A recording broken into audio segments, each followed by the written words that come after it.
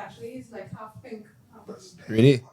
Michael up my eyesight off, yes? And go. A bus. Tomorrow say again, sorry. Just keep going. Just keep Let's going. go in. Okay, so you want to say, hi, my name is... All right. Then your name. And then you want to say, I'm on hee-haw. Yeah. Anytime you're ready, You just keep going. we want to use this footage, you know what I'm saying? We're using this. We go in. All right. Yeah. Hi. And hi, everybody. My name is Val, and I'm here today with amazing people on an amazing podcast in Trinidad and Tobago. But I feel like I didn't say half of what I was supposed to say. On hee-haw. On hee-haw. Oh, yes. Jesus Christ. Start the damn show. We go in. This is funny, eh?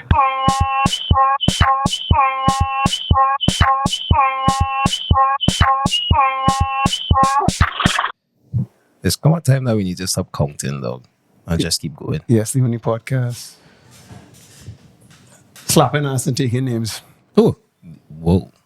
You had to He. mention the gender, yeah? Female ass. Whoever. I we don't care. Whatever, doesn't matter. I'm not being really precarious. I don't know the word I'm going to use. I Googled something. Anyway, Toolman here. We are Higo, episode 74. This is already extremely entertaining. This is 74. As you can see. This is episode 74. Yeah, boy. Yeah, 74 episodes to catch up with. Yeah. I saw all of them. Okay. So 73. Don't ask me anything about them. Hey, no, okay, as you can tell, Bazzi's here, and that voice you're hearing, if you're into Carnival, you should know it. You should already know.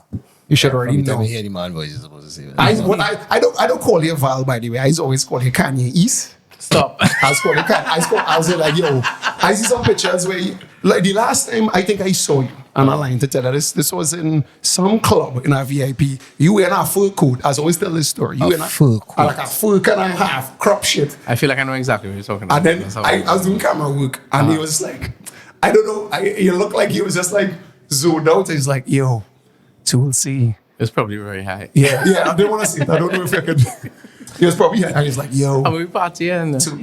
Tool C. What's he seeing? I was like, hey, Val, you come and give me like the shoulder. That's why I was trying to get the shoulder bump just now. Then he was like, hey, so we doing? Yeah, pull your rope from us, like, come in the VIP. And it's just like, the baddest bitches I have ever seen in my life. I'm going to pretend I remember all of that, but No, it was like, a great night. That no, for real. That's when he was on his like Kanye. I started saying Valence Kanye East at this point in time. Then I see you started you cut the hair. He was doing like I shorts. cut off the hair. Yeah. I've grown the hair. The hair's had a long run. Yeah, Done a lot. and I was like, I didn't know what he was doing. I was just like, this is some baller shit right here. So for everybody in podcast La La Land who was unaware of who we're speaking with at the moment, we have I want to call him Valmiki, right? Everybody knows who Valmiki is. He is the creative director of Lost Track.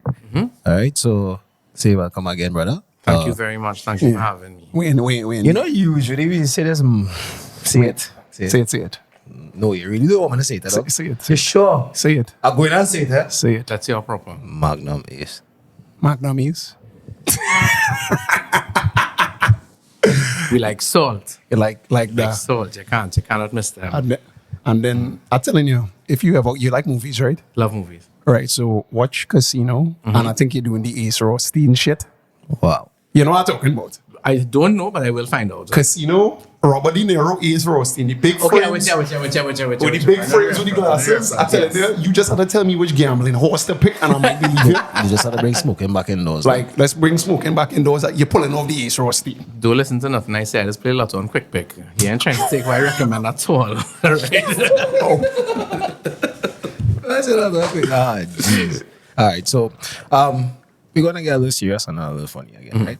And the issue is that we are not the most foremost Carnival people, and some of our main audience members seem to be, you know. So they've been quite excited when we pitched Valmiki coming. Even one of the guests. One of the guests, I know, was like, yeah. She was like, oh, she's like, She almost spilled the beans on the show and kind of thing. I was like, hey, you can't be calling him my name. Yeah. So apparently some big shit going on with Valmiki. Yeah. Right? Welcome again. And we want to get into what exactly is a creative director of a carnival band. Oh, very serious question. Very big question. So, I can't tell you. I'll tell you what I can't tell you, right? As you just said, like, one, you are carnival people because you went to school around the savannah. When you school around the savannah, you grow up in the backyard of carnival. So no matter what you do, it's in you.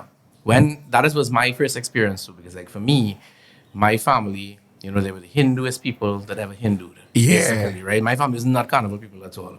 And so the experiences I had in school exposed me more to something that I suppose I connected with in some which way or form, right?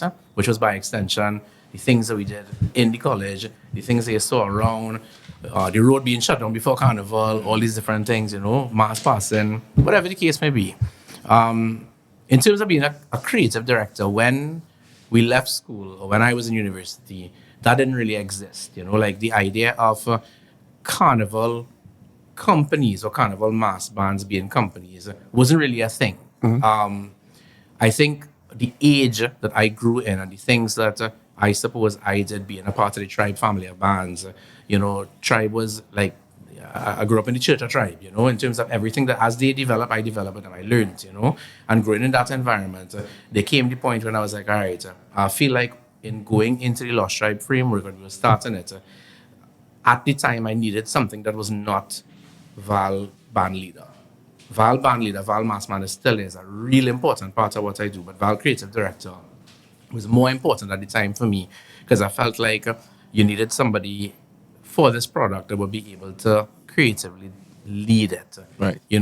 Tell a story to the crowd about visually what this product is going to look like, what this mass is. What Lost Tribe represents is a thing, an experience that pays respects to our storytelling heritage. We are storytelling people. You can meet a man on the corner of Frederick Street. You could be talking to your grandmother. One thing stands straight with any Trinity you meet up is that the way that they tell stories always have a story. And even but you always hear the Americans say the way that we speak also has like a sing-song kind of way to it, Everything in terms of if you look at how our ads are created, how our calypso is, how our extempo is, everything is about taking you through a journey. Whether you're talking about Lorraine or you're talking about Jean and Dinah, whether Desha talking about the rag that she's singing to right in front of you, or Marshall talking about Boy. Every single thing have a story in terms of like how we take it and how we develop it, And that's what Mass is. And in our overall carnival, Lost Tribe for me was kind of like that glue that took our storytelling heritage and the future of carnival and the future of us and kind of put it together. So what a creative director does, they kind of help tell the story, whether it be of the theme or of the people or of the environment. Art reflects life. It had to be relative to the environment in front of it.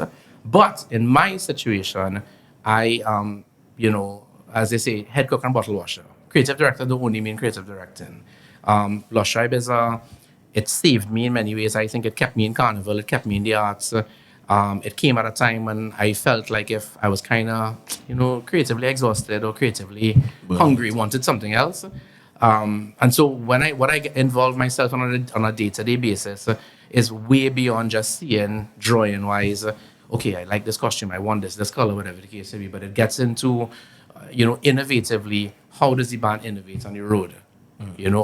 How do I create an experience for somebody? As you say, you may not be carnival playing people, but you are consumers. Absolutely. When you walk into a grocery, whether it be grocery A or grocery B, there's one that you like more because of the way that it's laid out. When you buy a product, it's advertised to you in a certain way. So we spend the majority of our year, and I don't mean as Lost Tribe alone, but as the Tribe family of bands, working out the road experience, working about when I stand up in the sun, whether it be heat, whether it be breeze, whether it be rain, whether it be how long it takes me to get a drink, the height of the counter, what is comfortable for me to hold the glass at, if is it this level, that level, and every time we do it, you sit down, you re-prototype, because Trinidad Carnival is a first moving product. Trinidad Carnival has nothing to compare itself to. Everything else compares itself to Trinidad Carnival.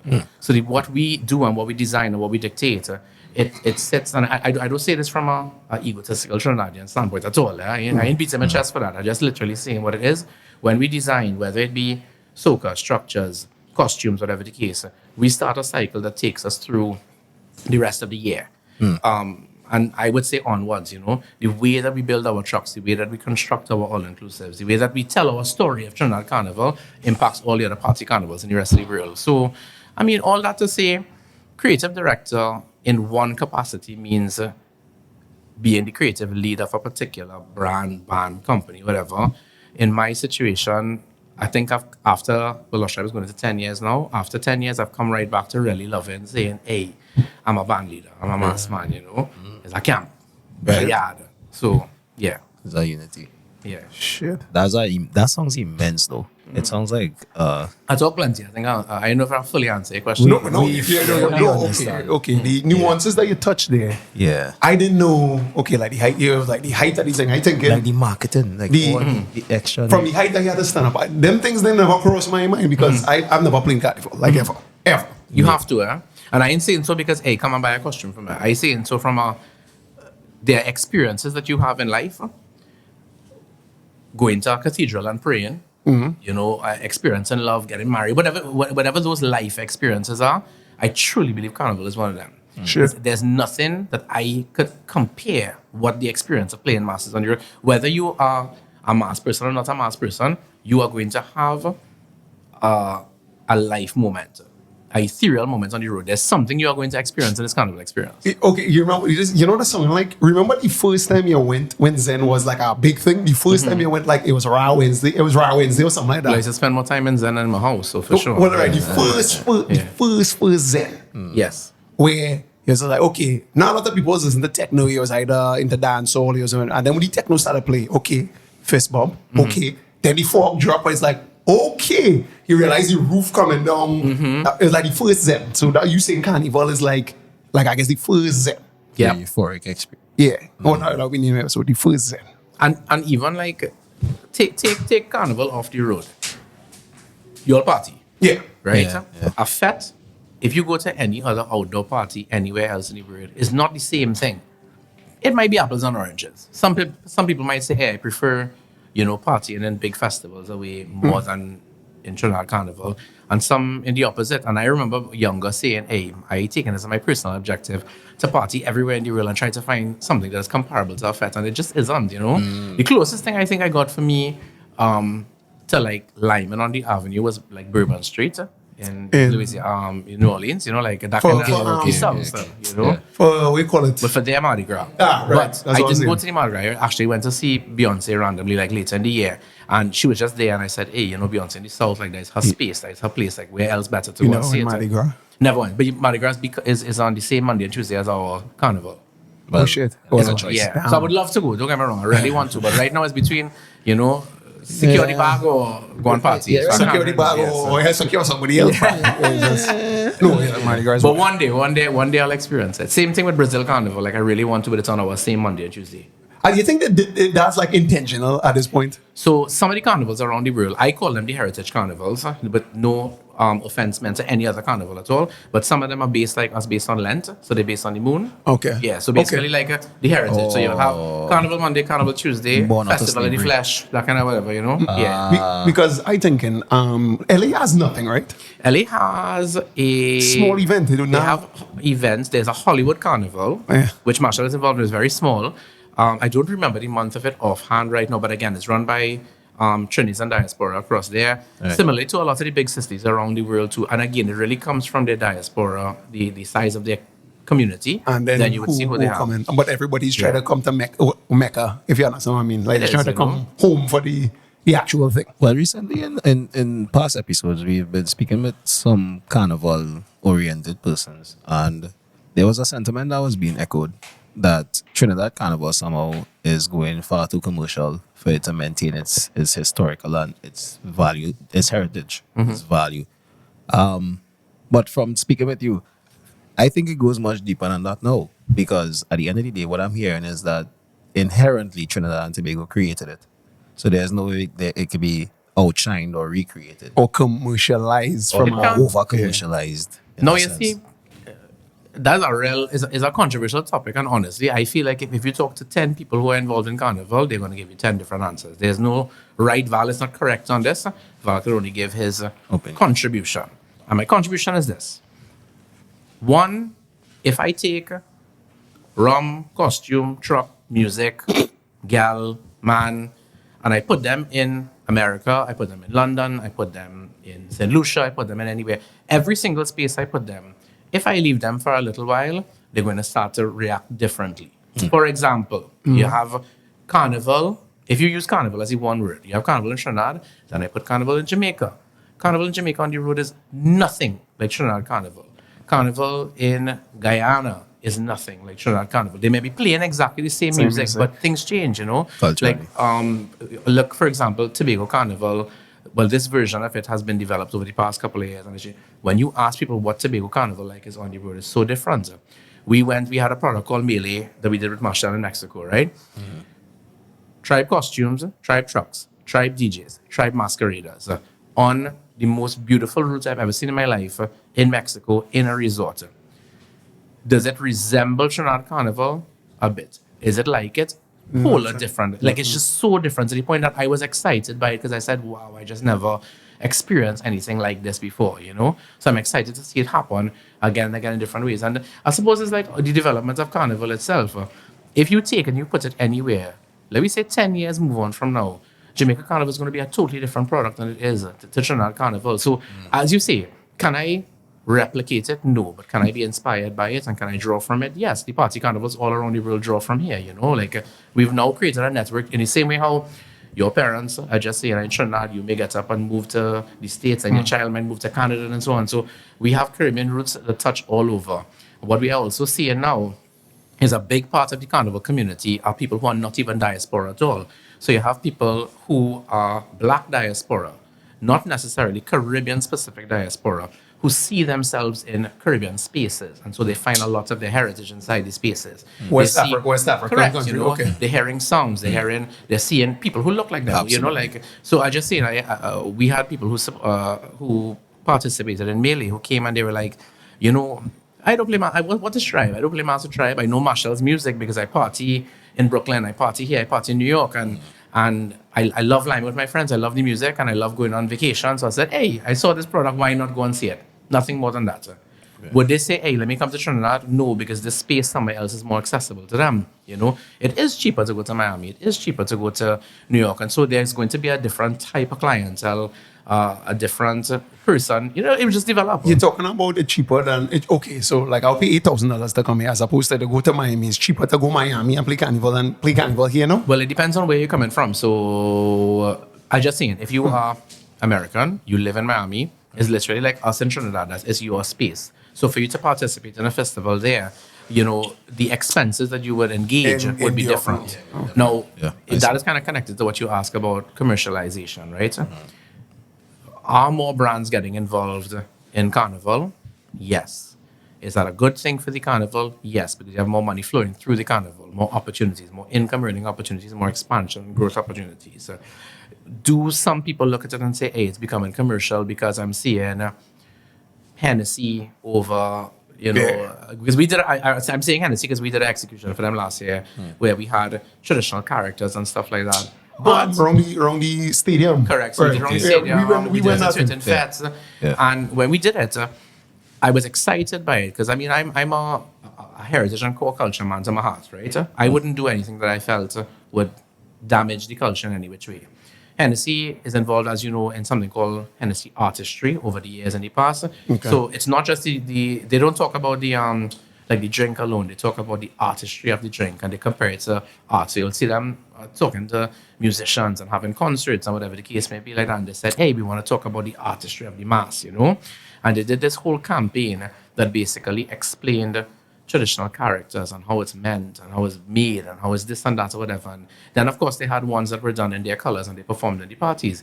And I thought to myself, you know, if this brand that had the buy-in to be able to support transferring the language of the traditional characters into today's form didn't get involved, would the traditional character be at the front right-hand corner of CIC FET? I'm just saying, you know, would it be in the line of sight for New Society? It probably wouldn't. Again, I say, that is my perspective on it. I think there's apples and oranges, there's rights and wrongs to every single part, because somebody else may come and tell you, you know, I don't feel that way. I don't want it to be there. It don't need to be there in the first place. The other perspective on commercialization, and tell me if I get too deep. We are on our podcast. My key horn are talking about kind of we will talk about horse after. Right? We'll get to the horse. We'll get to the horse. If you look at something on the surface, you will only see the surface, right? Yeah. There are so many parts of the carnival that are deep and core to its culture There are so many bands that still produce as traditional ways, like they produce as families. Their mass camps and their places that people purchase from are like in their homes and stuff. Yeah. Like they really operate like the mass has always operated, but they may not be the largest voices on social media. So they mightn't be the ones that are loudest in the media. So if I only watching Facebook and Instagram or whatever, and I looking for what is coming closest to me, that's what I'm going to see. But if you want to see culture, you could go to stick fighting all over the country. If you really want to see it, you could go to the traditional competitions. You could also go to where they rehearse. You could go to Camberley, Carnival Tuesday, Friday, across by the bridge, if you really wanted to see it. But on that particular night, are you going to a fete or are you going to that? You have to make a choice, So which one are you going to go to? If you look at NCC's and TTCBA's list of schedules, they have a long list of schedules that take you all the way from January straight down afterwards, It's like this long brochure calendar. Correct. Yeah. Are some of them the best organized? No. Maybe yes, maybe no.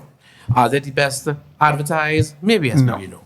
But that is not the point of this conversation. The point of the conversation is to say that they exist and they are there. So there are parts of the carnival that are louder than the other, but it does not mean that they do not all exist and they are not all still there. Yeah, absolutely. Because the advent of the onslaught of sexual Sexualization. over sexualization, I would say sometimes. We talking about the side badge. We learned about our word last week. We learned our word last week, right? Side badge. It's called side badge and side boob. And side boob. Very important. And wire bras. Right. You're learning. You're Big up learning. Mr. Keisha, right? Because she Big up was Mr. Missiles. missiles, right? So, Keisha's the one who came here first. yes. So she's like, side badge. She's like, what is side badge? Right, so apparently that's jargon in the bikini space. We didn't know. With the onslaught of this sexualization of carnival, that's been happening since the 90s. Because what I've realized is there was like poison was a big thing when it was coming out, where the cultural or the more traditional folks was like, what the hell is this? This is not mass. So carnival has always been facing controversy throughout its life. And I just want to say, to add to that, remember when Thong Song with Cisco came out and it was a big uproar for what it is now in terms of, like, I watched We've come very far. I watch our videos like, this is tame. Very and now tame. I'm watching Carnival Very like, tame. yo, Cisco need to come. Cisco need to do a remix They had in nothing, they Trinidad. have nothing on carnival. Yeah, no. No, I mean, I really am not complaining. Or I love Side Badge. no casting a judgmental finger. What I'm asking is, have you been, because what I've looked at in Lost Tribes' rendition of Carnival, it's never a sexualized thing. There's always some sort of element of storytelling. Now, you've been saying it since the beginning of the podcast. Lost Tribe is the one that did the short film, the trailer? Correct. So we do. I mean, I suppose many bands do that, but if the one you're talking about, yes. She best? Yes. Okay, good. Yes. So, as I was saying before. Sorry. Yeah, that's small thing that you talk about. Do you or has Lost Tribe ever felt the pressure of having to go that route? So, give me, and just to clarify what you're asking, Sure. have they or have we felt the pressure to conform to pop culture, new bikini being sexualized? master? Yeah. Okay. So a couple of things, right? Like what you may refer to sexualization, let me refer to as just sexy, right? Somebody feeling sexy in a costume is a powerful thing. Sure. Imagine I just saying like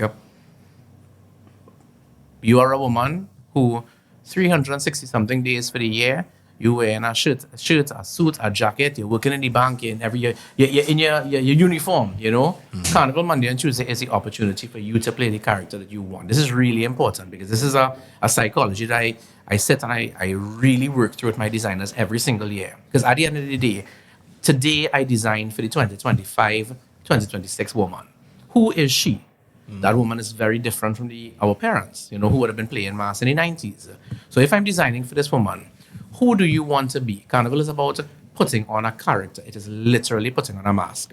When we put on this mask, whether it be the mask of the days when, again, the traditional characters, the traditional ancestors, they were playing mass, or you're putting on your feathered backpack right now, what do you want to feel when you put that on? A lot of it comes from more than the design. It comes from the way it's presented. So in our carnival, we have seen feathered mask, we've seen traditional masks, we've seen the development of a front line, and then now the removal of what a front line is. You mentioned wire bras before, you know. You've seen the development of different types and styles of costumes that range from individual, very big, to down. Sexy is one part of it. Sexualization, for me, I think is something totally different, but sexy is a part of it, meaning if I have been feeling covered or feeling a particular way, let's say down, you know, for the entire year, what do I want to feel? I want to feel powerful. And for a woman, a lot of time, powerful means I feel sexy, I feel attractive, you know. Carnival is about putting on the war paint. They get up and they spend hours getting makeup done in the morning. You're getting your hair done, you're getting that tan done from before. They go into the gym. And it's not only about the body, but it's about feeling strong in your body. Is this from the like, I think the original definition of carnival is like farewell to flesh? Is this like us to do with that? It's a combination of, you know, and if you were to dive into that part of it, then you could also dive into what the movement is, you know, like what whining is and what energy and power we gain from being able to move in your hips. Like there's a whole deeper side to it. But right now, when talking about design and what Keisha would deal with that, you know, all the time, because she designs beautiful pieces for a wide range of bodies. It's not about being a size small or extra small or this. It's about any size I am when I go on the road for Carnival. I want to feel comfortable, you know? So, for example, she may have mentioned bikini bottoms, you know? Yeah. I want to feel sexy in my bikini bottom, but I want to feel secure in my bikini bottom. So, for example, at Lost Tribe, one of the things that we speak about all the time is how do I make a woman feel sexy without making her feel vulgar? You know, so I have people who play mass with me who are of a variety of ages, everything from 18 all the way to 70-something. I have a lady playing mass with me this year is 90-something. Wow. She messaged from before. She said, hey, I register playing mass. I just want you to know. No, tell me what band she in. So I tell me what section she in so I only wine. I don't even remember. Before But she let me goes. tell you, she is here, you, all right? But Stop watching that. I don't even know how to respond. But the point I'm making is anybody who comes to the road for Carnival, you're in your relationship for Carnival, you know what you want to be when you go outside there for Carnival. I cannot, and this is again a big thing for me, I should not give myself the liberty of telling you how you should be looking for Carnival. So when we design our band, I design my band with costumes that are a little bit more conservative. I design my band with costumes that are a little bit more revealing, but across the board, all the costumes are sexy. You know, if I am making a skirt, if somebody wants a skirt, because I have women who are, you know, high in corporate that come to play and it's like, you know, I want to play mass, I want to feel amazing.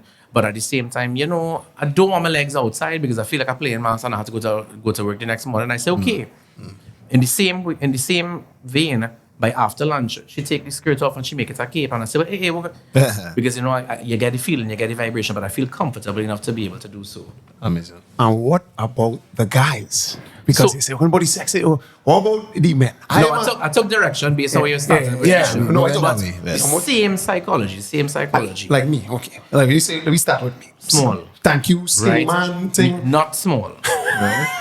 But my point is, the two of us should be able to play mass in the same pace. And again, I have to be able to gain my power. Yeah. I should be able to stand up in the road and not feel, well, hey, because I'm not a strong man, you know, Yeah, I'm not going to be able to. Exactly. You know, I want to feel comfortable and confident. So when we design the costumes, again, we design a buffet of costumes that have covered tops, see-through tops, no top, short pants, long pants, shorter pants, all kind of different things. This year for, not this year, last year. Yeah, last year for Tribe, in terms of the board shorts, we started offering 2 lengths of board shorts. You have the longer one for the guys who, you know, feel like, if, hey, I want traditional, kind of Quicksilver, us back in the day board shorts that we kind of grew up with. And then you have the shorter ones for the fellas who want shorter.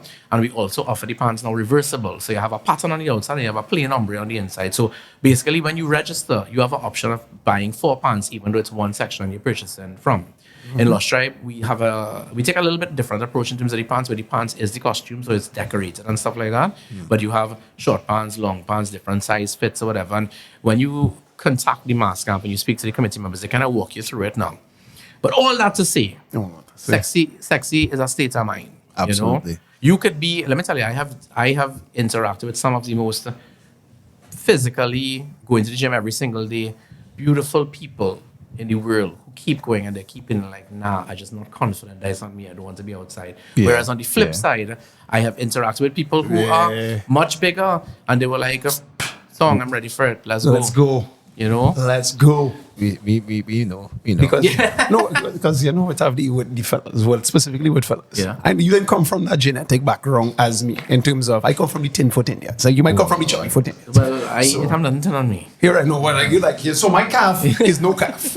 So I saying, the skinny. That's slim, but The dal slim. You have the dal belly, I get the skinny calf. But I come from the cocoa cutters. I don't know if you came from the cane cutters or the cocoa cutters. I ain't sure. this man, boy. But that's not racist because I'm from I stop know watching. Stop judging. Anyway. Try not to.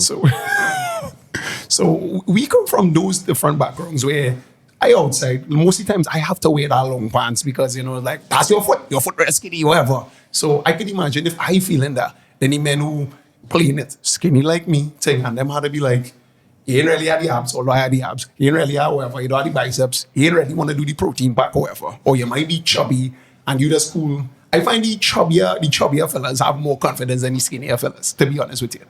Because them like, I'm fat, I don't give a fuck. But the skinny man is like, well, I can't stand up next to him or and try to get wine with this girl or that kind of stuff. So I find in terms of the low self-esteem, make it clear to me that even the buffest fellas, the most good-looking people, however, them having the issue to having more of an issue. Because I think in now I wouldn't play Carnival because No, man, you can't say. And, I'm kind of happy you're bringing this up too because that was one of the main foundations that Lost Tribe started from. I wanted to redefine and break the barriers of like beauty when we started. Like when we started in the industry, beauty was in a particular place, and I felt it was restricted. I felt it, mirrored the international standard of beauty, which wasn't our standard of beauty at all. Right. And I feel very proud many years later to see not only in Carnival on the road, but in the advertising across many bands. You see people of different sizes, people of different colors, of different creeds, people from different spaces be used. And that's not only in Trinidad Carnival alone now. Like when you look up and down, 10 years ago, you weren't necessarily seeing plus size models at all represented in Carnival costumes. It was a fight. I have been in rooms where I would sit down and have conversations, and it was something that was challenging. But, I believe a lot in the power of timing, and I believe in sometimes you have to build it and they will come. And sometimes instead of moving mile by mile, you have to move centimeter by centimeter. And a couple of years later, it's very happy for me to see, people are taking to it. Carnival is a thing that does something for you. And that's my main message into all my masqueraders, There's not even a conversation in our camp saying, hey, I don't feel like if I'm physically ready for it. Physical ready for me is me telling you, Carnival is a sport, 100%. I want you to go to the gym before, but not because I want you to look a particular way in your costume, but because I want you to not collapse on the road. The endurance. It is 100% endurance. It's a real thing. The world is getting hotter, Carnival is hotter, and you are going out there and you are literally jumping up and down and running for 2 days. It is the most amount of exercise you will probably have in the whole year or your whole life when you play masquerade. Unless it's an athlete or something like that. Honestly, not that I know what an athlete does, but I feel like it's even more than an athlete. It is crazy. Cristiano. The issue is with alcohol in your system. What as I'm saying, That's the additional part. Because I think I'll bring this up with who, boy? One of the probably the same missiles. All right. So that's why I observe for the I'd work security from I think it was paparazzi. I'd work security. you work security. I feel judged. Yes, you will save well. You will be safe. Hire me. Never did he have some high Hire skills? me. Don't watch your legs. Somebody has skills. So right, so I was working security for. Let me tell you, when I came here this evening, this is not where I thought this was going. But we're going. Okay, we were talking about the horse after. Jesus We Christ. get to the horse. So when I walk in it, something had happened with the music truck. I don't know if like they were switching DJs or whatever. The music had stopped. But everybody bouncing, dancing, and soca, whatever I was playing, some shit. Everybody was like normal. Because I find it's like a kind of NPC. When the times I've been on the road, I've seen everybody just dripping. The time when the hype reached there was when the music cut. And some random, I don't know if I can say the word, some random N-word with a bottle and a spoon. He just ding, ding, ding, ding, ding. And the next man went walk up by him, and then it was just like a hodgepodge rhythm session started. Right. And everybody just went wild. Wow. We still had the best time. And I That's was the best time. like, That's the vibe. and I was like, why we can't, that to me in essence, that was the first time I really watched it. I was like, yo, okay, this is Carnival. Not the big Marshall Montana or the big truck, or you bring the Nicki Minaj down and, hey, look, Nicki, you have on your phone and shit. But like the time where we back to live instrumentation, because that's basically what Calypso and stuff was. And it was strictly, I was just about the vibe. Well, of course, the Venezuelans was going crazy, because I don't know why it had so much Venezuelans in that part, but it was real Venezuelans. Probably because of the name paparazzi. Paparazzi is Italian. Yeah. That's how American would. No, that's like Italian. What paparazzi mean? I have no idea, but I love them. They're good people. But yeah, so you get me, yes, and big up to you, paparazzi, but I get hired back again for that security work. That was, yes, I can work security just for FYI. That But is yes. fun. So that's what I'm saying, for the live instrumentation, for you to get back that, I don't know, sense, if you get, I don't know, get a live band where, like, I always see live people like Roy Key, but like, you know, I kind of saying, like, you hire them. So they have, right now, so Carnival Monday, Etienne Charles does live band on the road. He runs the band, but the band only runs for Monday, right? Yeah, because they can't do that whole thing. But this was it. Just do his thing. Last year he played with us on the road because he was here on Carnival Tuesday as well, and it was amazing. You know, I have so much respect for him as an artist. For us, we have live elements. So we have DJ on the road because, I am a generation DJ guy, so I believe a lot in a DJ as an artist. Like, DJs are amazing. What DJs are able to do, what I've seen Mike Men be able to do, like, it's like a Pied Piper situation. I feel like them playing it, and we are just like rats and ducks just running behind them. You know, this to me, I just go crazy. It's just like Marshall. I could be anywhere I see Marshall on stage, I'll lose my mind. Really? Yeah. I've seen them perform. Like I've seen several people lose their mind. But all that aside to say, their live elements. So, for example, we have, I know Reese was on this before, so we have Boom Boom Room. Boom Boom Room was always our truck number one going down the road. So they play alongside the DJ to kind of change the experience of what DJ truck music is. We have Tassa in the band. We had rhythm section at a particular point in time. And over the years, like Lost Tribe is a rhythm band. So we kind of look at different ways to kind of incorporate artists or different artists. And when I say artists, I don't mean only vocal, like different kinds will play. I have seen and have, heard bands trying to bring back live bands, and there are a couple of them who do it, which I think is amazing. But it depends on, as you say, like the band that you particularly go in, which band they may have, etc. Okay. So I do remember, like you mentioned, Poison Days. I don't remember if this was Poison, but I was a child. I had an aunt who used to work on Presidential Insurance on Richmond Street. Shit. That was You don't want the $50 insurance? So it's like Scotiabank and the building right there. Anyway, so we used to go there as a child. My mom, they would take me there, and I remember coming outside. So when the bands are passing, they would bring the kids outside the office and say, well, stand up there and watch the mass. So stand up and watch the mass. And I remember seeing Ronnie McIntosh on the belt that the TN's like, man, just hang off the pole. Right? Yeah. They used to hook that on the truck, and the man like hooking off and singing to people, whatever, with one foot, with the other foot, and then he would go back in, whatever the case, take a rest, and when you're ready to sing again, he kind of come back and hang it off the truck. Now dealing with police officers and safety officers myself, I do not know how that was happening in the 90s. It's the 90s. I'm not going to say, but it was an amazing thing to see. It was 100% in the 90s. Yeah. You could get away with that. These ones, I would love for them to allow that to happen again now. But no. Well, you just need to talk to the right ropes and lines technicians. There's a one word for it. It's called bribe. I don't know what they're talking about. I'm not part of this conversation. I say backwards. It's called E-burb. Yeah, right. So, speaking about bribe, what do you have to say about the price point at Carnival? Many people, even some of the people who wanted to ask questions, they were like, what would Lost Tribe do with the so-called perceived price jump in costumes or the ability to... You want the Apple 5C of Carnival? Yeah, what's the Apple 5C? We don't want the not necessarily 4-camera shit. We just want the... Because the you can't put a price on quality, but at the same time, like what we've noticed is that people complaining a lot that prices have just skyrocketed. Like it's more for tourists, as opposed to like I was talking to these two girls, one coming from Scotland, like every year, religiously. I think they pay I think it's like a lot. One thing for Trevor, and I was like, so much you paying? She was like $8,000. It's like you fuck for that. That's like flat. You fuck for that. It's like nah. She just happened it like that. So similar to the commercialization conversation, right? The reason that doesn't really sit right with me personally is I feel like if you're making a general statement about the whole carnival by only watching one corner of the carnival, right? So you may be talking about 6 bands in a carnival that has 270 something bands.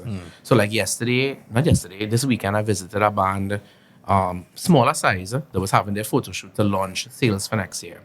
This band, all inclusive, has outfits available for less than $2,000, 2,000 TT.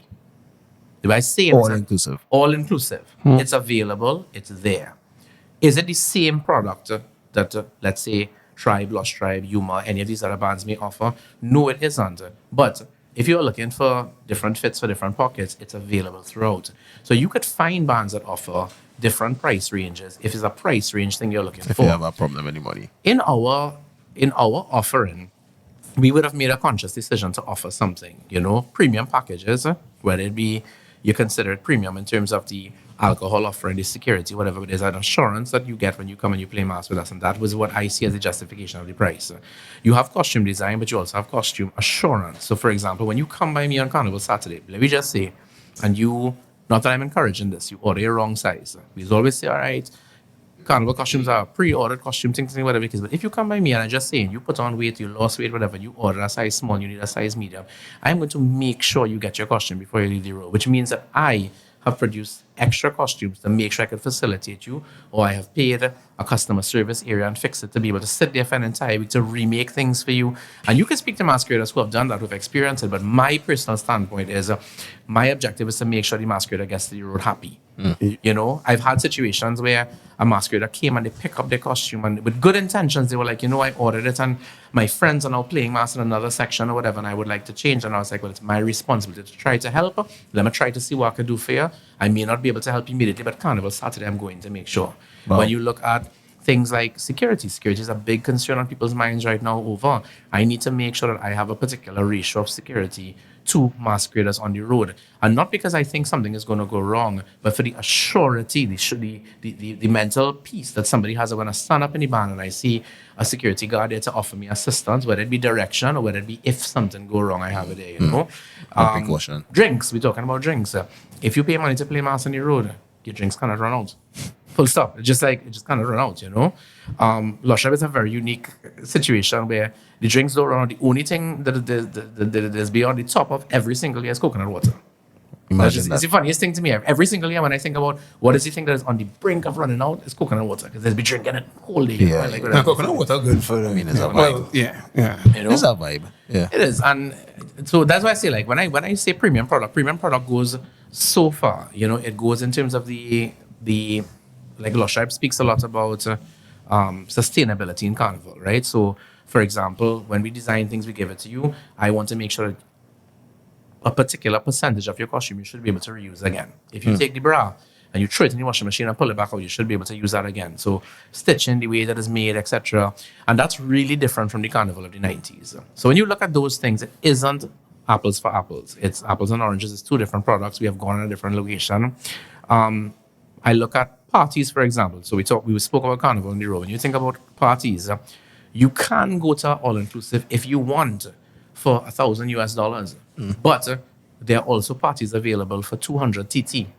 So if I want a party, I could find somewhere to go. The question is, which one do I want to go to? And that is where spenders come in. There's the psychology there. If I want something, and this is me, Val, talking, if I want something, I will spend my money on it. If I have the money to spend on it, it's a whole other conversation then, because another budget and say, what's my Carnival budget? So that's really what it comes down to. Is Carnival getting too expensive? No. Are there different different parts of the buffet for people to be able to choose from? 100% yes. I think, the problem is, I think they're watching at the end, they had a more budget. They want to hang their hat. Yeah. And they're saying, but how come you drinking champagne? Yeah. Just have movie, That's the stay in lane. But again, I joined the TTCBA Carnival Bands Association board I think it's now going on a year and something, right? In that time, the reason I did it, honestly, was for conversations like this, because I have conversations like this every single day with whether it be masqueraders or other stakeholders or whatever. And I said, the only way that I could properly answer or find solutions for these types of conversations is by being inside the source. I had to see it from the inside. So forget Lost Tribe, forget Tribe, forget, Barataria, forget QRC, forget anywhere. I want to be in the middle of the mass where I did not come from, but it's something I understand. in the association, we talk to so many people like our members, hey, how do you run your band? How do you do? Like there are people who produce bands, sell bands, and don't sell anything. They give away all their costumes for free. And they give it away because they love mass so much that they will get the money on the back end when they participate or if they win something. They're taking a real big gamble being outside there. So when we have these conversations, what I hope is that this word gets to somebody to be like, hey, I could find one of those bands and I could play mass with it. So, I could play mass in a small band, I could play mass in a medium band. You have all of these people there that I would love to be able to direct and draw customers towards, because then it would help the mass itself, it would help those bands grow, it would help them develop their product. See, ladies, you do not have to bull for the costume. Look where you reach again. No, you wanted to go left. Let's go. All right, so we're talking about champagne, taste, more be money. You hang your hat where your hand can reach. That's fine. It's absolutely great. That's a great insight as well, because we never really look at it from the point of view that there's a range. The psychology behind Carnival, well, big band Carnival, is that people seem to have this FOMO when they don't get to play with the, let's say, the tribes of this world, and in a sense, they somehow don't view the smaller bands as valuable in any particular sense. And I think that's unfortunate, because what we've seen is that over the years, when we speak to people about Carnival, it's like once you're with your crew of people and you're all having a good time, it doesn't matter who you're playing with, So I think that's a very good insight that you just gave to us based on the fact that you really could find what you're looking for. You just have to look. And I'll add something to that. Like what I'm working on right now with the board that I mentioned is I want to find ways to bridge the gap between, I just saying, the wider society and those smaller bands. And I'm using the word smaller bands, but I'm saying smaller might mean medium, it might mean traditional, it might mean different types of bands altogether. Because sometimes we are on the road playing mass and you have a line of sight. You're only seeing near to your truck. You're only seeing your friends. But when you look on the side of the road, sometimes you have bands that follow the bigger bands. True. So I remember last year we passed in St. James and they had a band from Belmont of baby dolls. Let me tell you, everybody dressed up like this one character. It comes from a community. Them playing mass. Let me tell you, having the time of their lives. Baby dolls. Baby dolls, and afterwards I saw another member of the association posted, hey, I opted this year to not participate in big band mass and be part of this. And she went and she made her own costume and whatever it is. Because many of those mass camps, how they work is you join the community and you go there every single week and you make your own costume, If you're part of traditional mass, you have to be a part of of making the mass to be able to play. Mass. I remember talking to Lionel Jagger, who passed away, and Auntie Rose, who's from South, right? They make the traditional Indian mass. Amazing people, amazingly talented. How their mass camp is, it's like at their home. And literally the back she'll be like, yeah, if you play in mass across by us, and you want the big headpiece, you have to come and you have to play a part. You have to be part of it, which is totally different to what we know right now as, let's say, that more consumer-based, purchase-based carnival. Interesting. Yeah, the commercial break thing. Yeah, so we had to run up on the twilight before we do the commercial. So Yes. run it. Well, tell me that. Now we'll go to the hall. Welcome to the episode where we have to extend our most misogynistic, This is not going somewhere good. Let me hear what you're asking. our most misogynistic thoughts of the week. Actually, no, we're just joking. I'm not going to say. Misogyny. Misogyny. We just try the AI to pick up these parts and directly after you know face gonna be smiling. It's like that's the clip we gonna use. Buzzwords. Misogyny. And then balance size. But yeah, so this is the segment where we try to delve into what is live rent free in your brain, what the crazy shit that's been going on in our society, any little pet peeves that you have, any issues that you might want to address with the wider public. This is your opportunity. No, I do much better, but you need to give me a question or something to move to, because my mind is going all. Oh, you have a lot. Too much. That's the point, Val. I don't know, Now because is the you time to asked me and switch then it your went soul. blank, so that I can't even think of something. You have to ask me something, or give me a direction. Well, I mean, we could start. We could start by leading my example.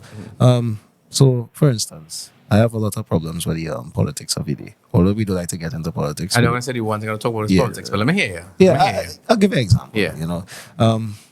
Definitely there's brain drain taking place in the country. Yeah. Since our days, since we were in school, I think so. Yeah. And Gate was like the biggest funnel of being brain drain ever. When Gate happened, we all of us get degrees and then there's like no employment. So I've seen Allegedly. I've seen a lot of our peers basically financially suffer based on not too much of their own fault, but there's like a phenomenon taking place where there are fewer and fewer resources on the island. And it's amazing to see how the government is reacting to it. I'm not saying it in a negative or a positive way, I'm being quite neutral, but as a citizen of the country, it's really alarming to really notice the socio-economic impact of the finances being helter skelter and corruption being the order of the day.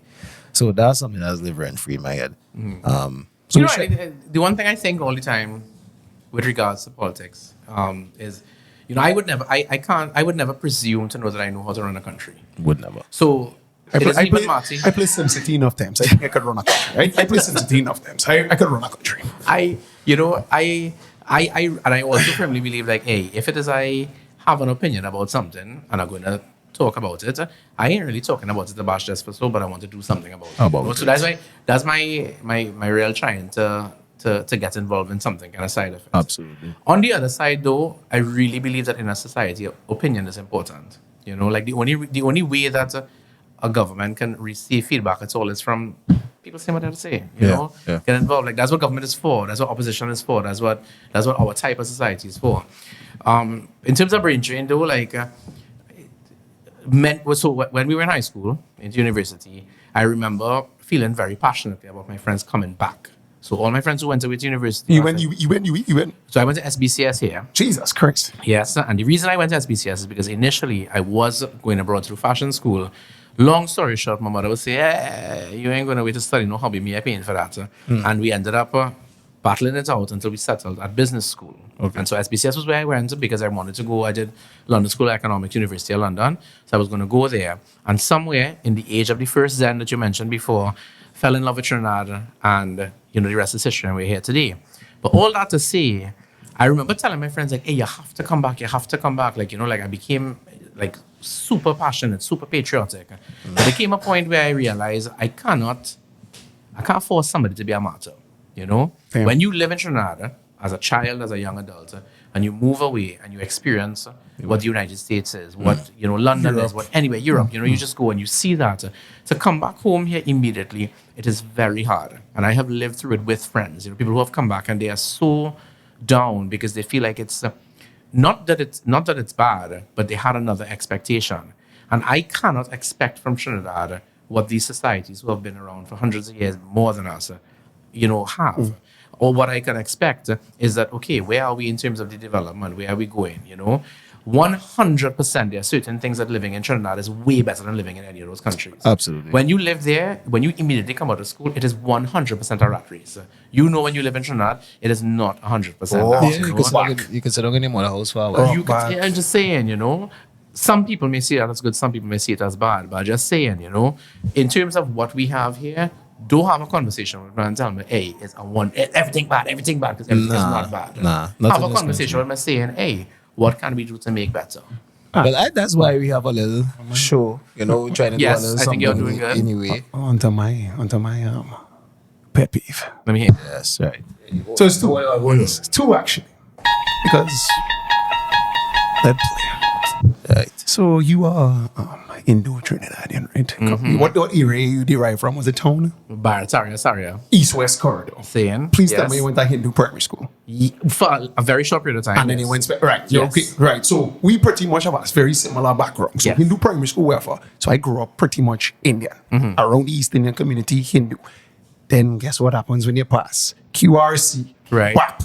So you are like the chubby Indian boy.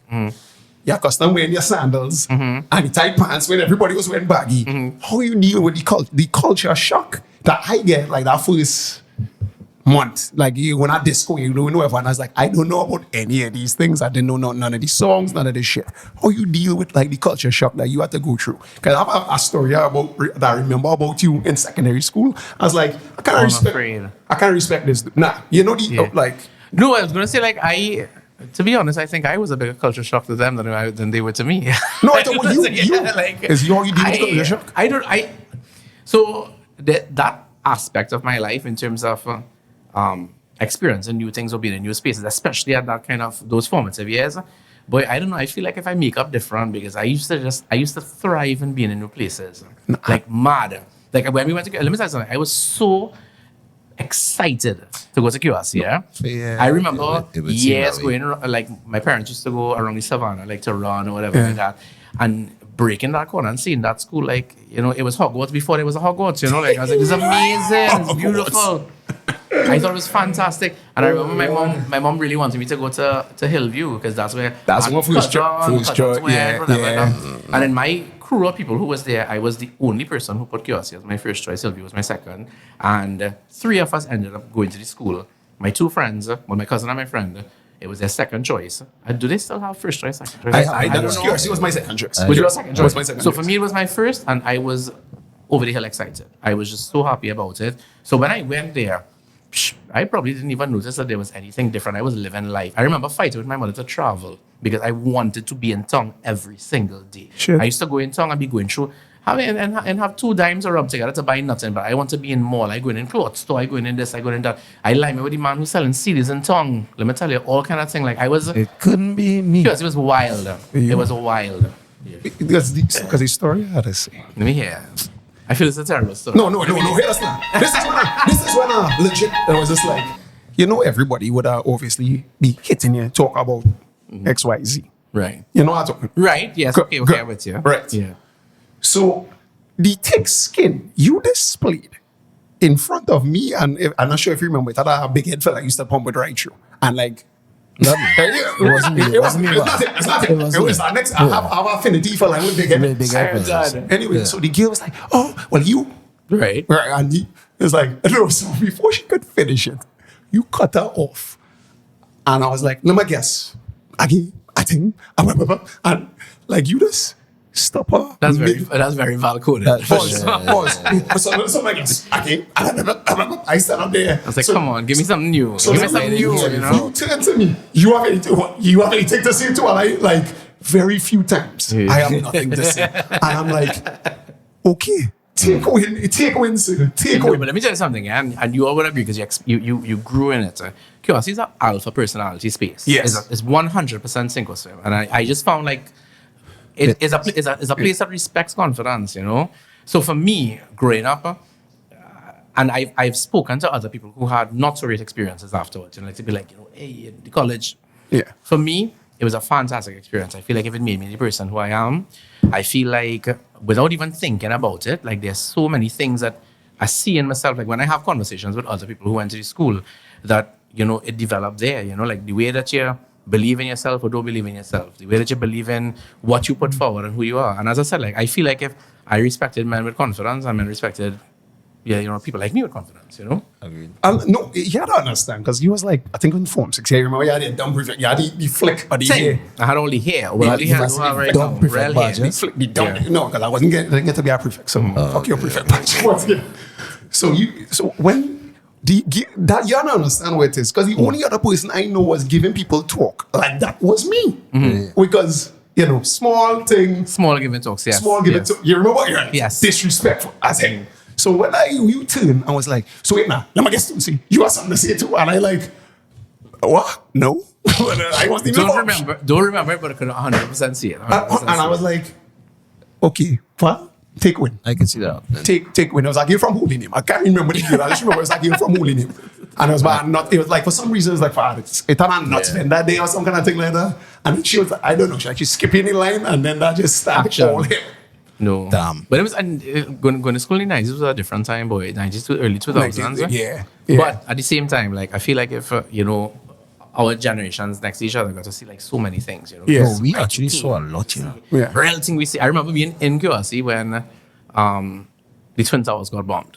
Right. I always remember that. Form Always two. remember that. I was yeah. Form two. As I remember, we being outside, everybody running to the AV room. It had one TV in the AV room, a small thing. And it was like, what's going on? What's going on? What's going on? What's Yeah. going on? It's like, boy, back in all in the States. What we're going to see is this. I was like, World Trade crazy, Center. Yeah. And then So then, okay, well, that was my two. That was it. Yeah, but I mean, you participated quite well in our segment. Yeah. So we appreciate it as well. I'm trying to toe the line here. So we have some match to run. Yes, Yeah. run. So you want to run this first one? Raw Dog TT is our first sponsor. It's not a con. It's not a con. It's not what you think it is. What is this? What's the name of it again? Raw Dog TT. Let me hear it. Tell me more. So basically, Raw Dog TT is a all natural feeding alternative to regular dog chow. Like this, yes. All right. So what you have is a medley of organs that the people at Raw Dog TT basically dehydrate, and they have whole foods, which is a proper alternative to the what is already in the pet industry, the chows and whatever the case is. So what they are promoting for this Christmas season is that if you message off of this podcast, you just have to say "Hee-haw, Raw Dog," and you're going to get a 10% off your first month's subscription I love a good discount. of Raw Dog. Right, well, I want this one. Give me a sale anyway. I want and this I'll one. be And I think we'll talk. Right? So hit them on the hotel, look. Right. So you didn't give me. Oh, I mean, we are living. We are. Oh, right. Yeah. Okay. So There's a right. hotel. You have a dog, right? I don't. What? But I'll tell you why. I'll tell you what I really love pets. Cats. Dogs. Dogs. specifically. I was saying you have a dog. I was like, I have friends who have cats, so I'm very close with their cats. But then when I leave, I go back to my home and the cats stay across there, you know? So, I mean, there's that part of it. During the pandemic, I was going to get a dog. I'm not going to lie. I had it lined up. I had a friend, whatever. But I would feel so bad to leave this dog home all the time because I want a little dog. Sweet dog. Yes. So and that's what, yes. So imagine, no, you have to go and travel to LA or one of them spots. Is LA is your favorite Yeah, place. he wanted I wanted to be a cripple blood. That was my goal in life. I ain't putting on no sense. I didn't get jumped in. So imagine, no, you have to leave your dog with your parents, and your parents don't know to mind your dog because you have a specific regimen. So you're carrying them to the dog resort. dog resort. Otherwise known as the Dreamy Oasis in Greenery. Dog. I like this. Dog. Right. Now there's 2 dots on anything. I can't read It's- properly. in So any language, what they call it, a diff dog, I think. A diff dog. Yeah. So it's dog. I don't know how you spell it. Anyway, so you drop your dog there. Your dog will be cute and pampered. Like I've seen it. So, I've actually been basically, there. guys, is a resort for your dog where you are a busy working professional and you'll be able to Yeah, leave it for the out there. traveling, for Travel. the you want to go to Tobago for the weekend, you can't bring your dog on the boat, XYZ, you send it there. The dog gonna be dogs get treated. Even the very what's the word I want to use? They're the very undisciplined. Indisciplined, most aggressive animals, they also are special. So contact them today at Yeah. Dog Resort. Also on Instagram. I think I want to stay at the dog resort. It sounds good. Also on I'm Instagram. also an indisciplined animal. Hey, brethren. Okay, right. Right, so Val, I know this is your season that you're actively in demand, and we appreciate you taking whatever the time out of your day to come and just Of along with course. us on them, right? You have any final words you want to? Just tell us one crazy carnival story. That's what like the wettest gills. I just want to ask her about wet gills. Something wild. Or get invited to our wet gill party. That's No, it's not about guilt, but maybe things that live in your mind. I went to Barbados 2 weeks ago for their rum and food festival. It's not really a carnival story; it's a fete story. And I always talk about how I'm a real heavy fat, so I could party, I could whatever the case may be. And I got heat stroke in the party, and I had to go home. Well, not you getting soft. yes, so Let me tell you, I just felt. I try everything. I was just starting from the fan, all kind of thing. I was like, no. Not I have to heat go. stroke. Heat stroke, and I have to go. please tell me. They have some one of your friends videotaped it. Please tell me. It's on the internet. Come on. It's going to be somewhere, but Yes. I was Love like, it. no. Come on, friends. That's my Celebrate crazy, some that's my amount. crazy carnival story. 2025 coming up, so get yourself ready. Get I'm telling you, I have to. Get yourself in the It's gym. a sport. I get together. Get yourself in the Alright, gym. brother. Come on, Rocky. Bill. Do the Rocky montage. Nah, trust me. You like watching movies. You like watching films and stuff. And next thing now, I'm looking to put on stream where I go and rant and bitch about movies. Hold me. Actually, I'm listening to the two of you speak right now, and I was like, please narrate my life. Like I could listen to y'all talk about movies all day for sure. For sure. Hold you. But Yeah, so. But yes. Damn. Well, yeah, your last words. Yes. To tell the public. Yeah, that's what we not, talking. right now, if you had to shit up somebody, let not be me or Val. That's all. Let not be me or Val. I really want to play the dozens with him in terms of I want to see if I could win that one. I want to see if I can win that Next time when you have some time. one. Yeah, when you have time, when you're free, appreciate it. I'll come back, I wanna I'll come back for sure. I want to play the dozens and we'll see if you can, like if I could still keep up the thing because this is like one of my heroes in terms of shitting up girl. Right. So, you know, you always had to end on a kind of serious but funny note, right? I want to end with the words of Vaclav Pavel for all the people who ask about what he already means, right? So I'm gonna read a quote. And the quote goes like this: We must learn to treat the demagogue, is a big word, and the aspiring dictators in our midst with the weapon of ridicule. The demagogue himself is almost incapable of humor and he will disintegrate. So, without saying any more, do good every time and good will follow. Finish the show. Every week on the air, You're like it's a the Bazzi's gathered. Toolman brings the heat, two hearts never beat. Stories wild and free, from A to Z. Laughs and lessons told, in voices brave and bold. Oh, don't you see? Talking wild and free, Mr. Bazzi leads the way. Toolman shines today. Tales of tricks and jokes, stories of regular folks. Every word a playful tune, under the podcast moon. Tune in night or day, laugh your cares away with Ozzy Toolman 2. We've got stories just for you. From dawn to the dusk, giving life some joyous rust. Join our lively spree, hee-haw, fancy free.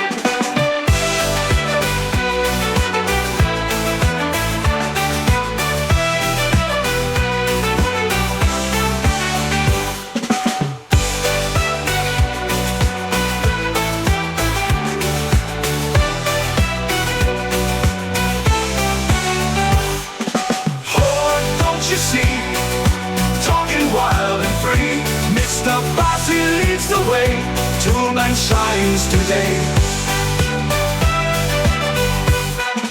Tales of tricks and jokes, stories of regular folks. Every word a playful tune, under the podcast moon. Tune in night or day, laugh your cares away with Bossy Toolman 2. We've got stories just for you.